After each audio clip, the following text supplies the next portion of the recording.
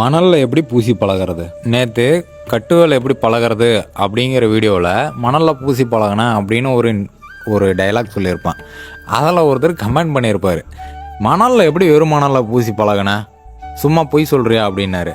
Bro, நான்லாம் பொய் சொல்லணுன்ற அவசியமே இல்லை ப்ரோ.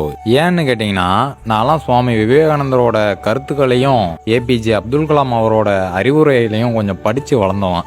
அவங்க சொன்ன விஷயங்களை முழுசாக என்னால் ஃபாலோ பண்ண முடியலனாலும் அறகுறையாவாச்சும் ஃபாலோ பண்ணுவேன்.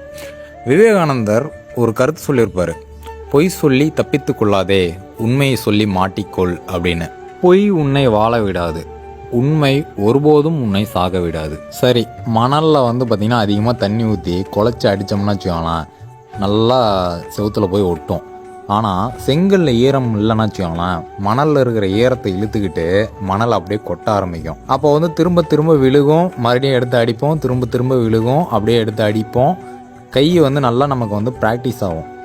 அடுத்து பார்த்திங்கன்னா மட்டக்கோல்லாம் போட்டு நம்ம தள்ளி அதில் கட்டையெல்லாம் சுற்றி பழகினோம்னா உங்களுக்கு ஈஸியாக இருக்கும்னு வச்சுக்கோங்களேன். அப்படி தான் வேலை பழகணும்.